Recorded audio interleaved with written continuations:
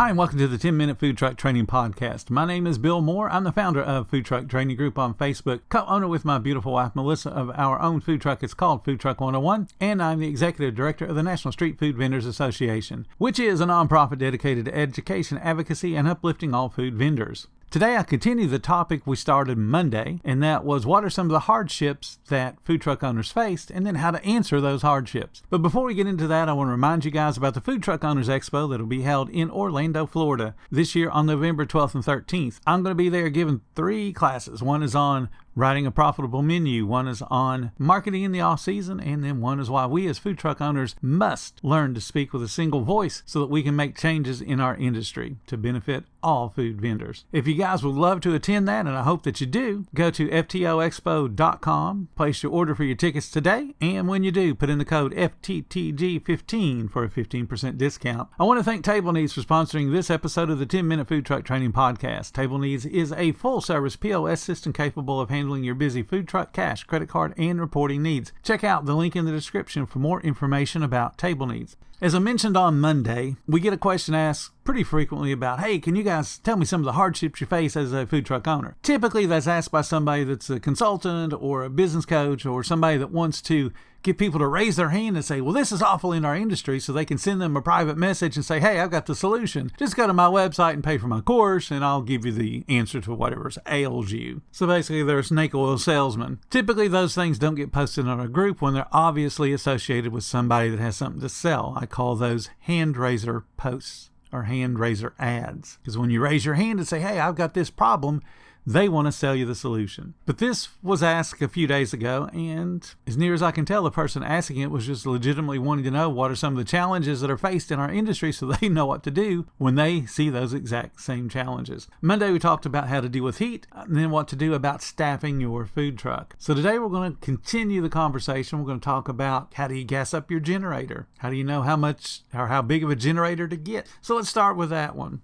Gassing a generator. This person that answered that was worried about how much gasoline costs. Of course, in my area, it is just under $3 right now. I know around the country it varies, but running a generator can be quite expensive. There's not much you can do to extend that other than understanding your load that you're putting on that generator and then contributing to knocking that load down when you can. The 2 biggest things that are going to be pulling power off your generators, anything refrigerated. But the good thing about that is they cycle. They kick on and off. They're not a constant pull. And the same with anything that generates heat, like a steam table or a holding cabinet. Those things pull a lot of power, but they also cycle on and off. Heated things cycle on and off more frequently because they got to maintain that heat. But then you got other pieces of equipment that run constantly, such as your hood system. You turn that thing on and it runs at the same speed all day long. So you want to understand what you can turn down or turn off to help you with your generator and its gasoline consumption. Obviously, you don't need to turn on the hood system until you've turned on the equipment underneath it to cook.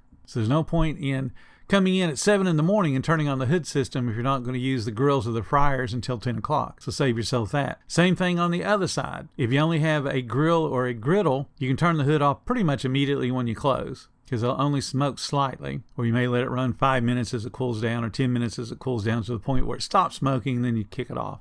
It doesn't need to run the whole time you're closing down and cleaning up. The same with the fryers. They need to cool down a little bit, because if you turn off the hood system while they're cooling down, it will get smoky. But if you have a back door and a screen system, you can go ahead and leave the back door open, turn off the hood. So you can do some things to manage your gasoline consumption.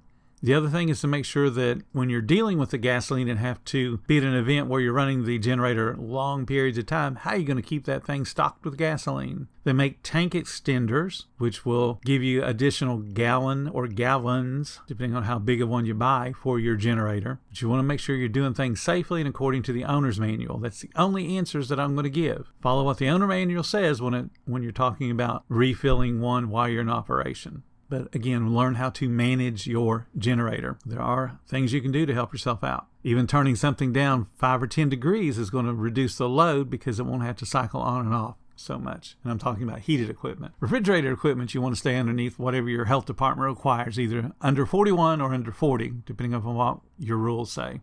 One of the other answers that a lot of people talked about was finding a good location. Finding a good location is a challenge, but I'm going to tell you the challenge is really more on how you market the location than it is on finding that perfect spot. Most people, when they give that answer, they're looking for the spot where they don't have to do any work. They're looking for a spot where they can park and there's just thousands of people that are walking by that are going to stop and impulse shop at their food business. Depending upon impulse shoppers does not work long term. You have to market. So you can take a location that's down a back alley and 3 blocks off the main road and turn it into a winner if you're able to get out and market and let people know that you exist. That's why you have social media, and you should use as many different social media accounts as you can to drive people to your food business. Certainly at least Instagram and Facebook, if not X and TikTok. TikTok's a very visual medium, as is Instagram. Get those videos, get those pictures, get people looking at your food going, man, I would really like to try that. If people don't see your food when they're sitting at home, definitely not seeing it while they're walking around, unless they smell it and go, oh, well, that smells good. But how far can you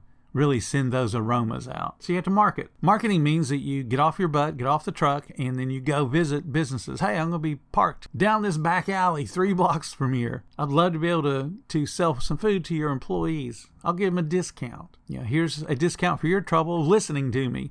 Can you post this in your break room? Let your employees know that we're here. We're here for their lunch. We're going to help them not have to drive really far to get lunch, or worse, do without lunch because the business they're in is too busy. A lot of retail places, those folks may not get breaks, especially a small retail place. And that's where you may consider, I'll deliver to you, so you don't have to worry about not eating. We used to do that when we worked in a shopping plaza. Most of the smaller shops would have 1 employee, especially on slow days. And that 1 employee, if they didn't bring a lunch or they didn't want to deal with a cold lunch, would have to get some type of delivery. Well, hey, how about getting a delivery where we can walk the food to you and it's still going to be hot? You don't have to worry about that third-party delivery dude if they've washed their hands, if they've picked up 5 other orders, and you happen to be the 5th one they're delivering, so now your food is ice cold and steamed to death. So get out there and market. Let people know you exist. And the location is not as important if you do the work. But if you don't want to do the work, then yeah, you need to be on the busiest street possible with as many people that walk by as possible, because you're depending upon impulse. Another frequently brought up hardship that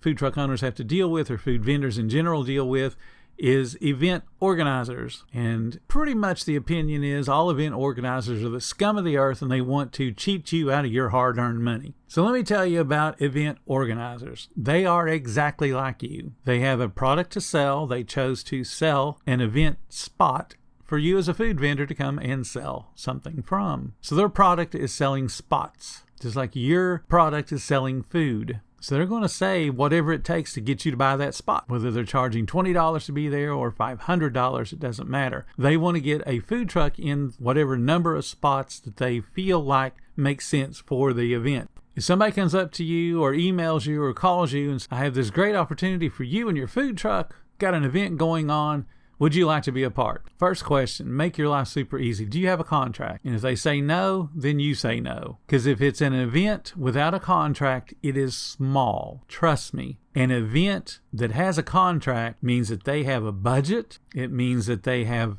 enlisted an attorney at some point in the past to make sure this contract is legal in that county and in the state. It also means they have assets to protect. Part of the assets would be the venue. Part of the assets would be the insurance that they're required to have. So they have a contract to make sure that you don't act a fool and cost them money. So an event that does not have a contract is not worth your time, because that means there will be no restrictions on how many spots they sell. Some events find it easier to get food trucks to come to it and sell them even a $50 spot, but they only have 100 attendees. So if you got 10 trucks with 100 attendees, y'all can do the math on that. That is not a successful event. And then the food truck owners will whine the next day about, oh my God, they put too many food trucks in that event. They were doing so slow. And then my question is, did you ask? Do they have a contract? Because the contract should stipulate how many spots they're going to sell to food vendors. The contract should stipulate if they allow duplication of menu items. The contract should say what happens if there's a duplication of those menu items. Someone lies and says that they don't sell hot dogs and you get there and find out they really, really do. What happens? Who has a recourse? what does the event coordinator do to the food truck that's breaking the rules? We see this all the time. Go to an event and it's promised to be the only lemonade vendor and there were 3 others. Oh my God. Was there a contract? And typically they say no. Okay, so you took them at their word. If it's not written, don't believe it. First question, I got an event for you. Awesome. Do you have a contract? Yes or no? If they say no, you say no. So here's the last one I'm going to give you. A lot of folks answered what's a hardship in food trucking, and they answer with marketing. Marketing's not a hardship. Marketing is something you have to do. It's just a task that you have to do, just like it is if you sell something with onions, cutting up a 50-pound bag of onions. It's not a hardship. It's part of what your business requires to be successful. So in this case, what is marketing? You have really 2 kinds of marketing. You have social media, which is easy. That's very passive. You just sit at a keyboard and type up a bunch of stuff and then hope people see it. But then you have the other kind of marketing that actually requires a little bit of effort. For example, marketing is asking people to leave a review. Marketing is asking people, hey, would you take a picture of that sandwich before you take a bite? Or even better, have somebody else take a picture of you taking a bite, put it on your social media and tag us, please. I'll give you a discount the next time you come in. That's marketing. You're asking someone else to help expand your reach. And it's for free. Marketing is you getting up off your butt and doing things. It's going to local businesses, letting them know you exist. It's passing out flyers. It's pointing to a little QR code that's on your truck and say, hey, leave us a review. Go to that QR code right there and you'll be able to leave a review. Marketing is you driving your food truck down the road and it should have a QR code on it so people can find your business. You're parked at a red light. They can whip out their camera, snap that QR code, and guess what? They're on your website learning all about you. So you got to have a website or at least a social media presence that explains what your menu is, how much your stuff costs. Make your menu understandable, make it easy to find, make it easy to read, and put prices. All of those things are marketing. Your wrap, the stickers on the side of your truck, your menu, any flags that you have, all those things are marketing. You got to take active marketing, which is getting out and being a politician and shaking hands, kissing babies, and telling people, come eat at my food truck. Here's a discount. If you got some samples to hand out samples. All of that's marketing. If you don't do it, you won't be busy. As much as food truck owners like to brag that we attract people, you don't attract people. If that was the case, you could set up anywhere. Open up the window and have a line. But you know what?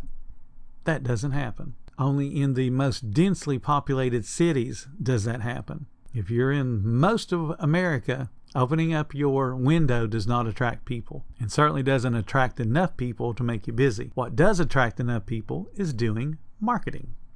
Thank you guys so much for listening to the 10-Minute Food Truck Training Podcast. Please take a moment to follow our podcast, and if you really like what we do, please support us. There's links in the description to make that happen. Every little bit does help keep us going. Until next time, you guys have a profitable day.